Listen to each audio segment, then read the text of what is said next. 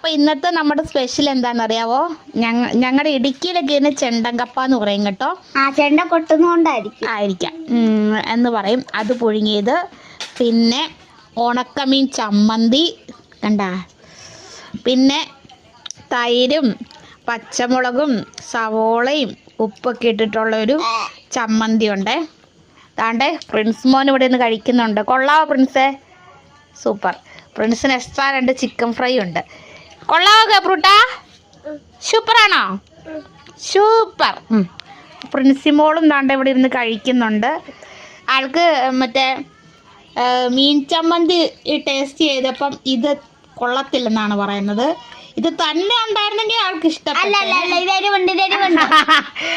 ആൾക്ക് അൽഫാമിനകത്തൊക്കെ എരിവുണ്ടെ കുഴപ്പമില്ല, ചമ്മന്തിക്കകത്തൊക്കെ എരിവുണ്ടെങ്കിൽ ആള് കഴിക്കത്തില്ല.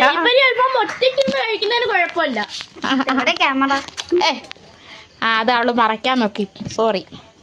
അപ്പം ഞങ്ങൾ കഴിക്കട്ടെ കേട്ടോ. പിന്നെ പാൽച്ചായ ഉണ്ടേ. അപ്പം ഞങ്ങൾ കഴിക്കട്ടെ. അപ്പം ഞാൻ ഇതാ ചെറിയൊരു കഷ്ണം കപ്പ എടുത്തു. ആദ്യം നമുക്ക് നമ്മുടെ മീൻ ചമ്മന്തിയിലൊന്ന് ടേസ്റ്റ് ചെയ്ത് നോക്കാം. മീൻ ചമ്മന്തി പൊടി ടേസ്റ്റ്, എനിക്ക് പണ്ടോട്ടേ ഇഷ്ടമാണ്. എപ്പോഴും ഇവിടെ സൂപ്പർ എന്ന് കാണിക്കുന്നുണ്ട്. അതിന് നമുക്ക് മറ്റേ ചമ്മന്തിയുടെ ടേസ്റ്റ് നോക്കാം. ഇത് കുറച്ച് സ്പൈസി ആട്ടോ. നമ്മുടെ വലിയ പച്ചമുളകില്ലേ, അതായിരുന്നേ.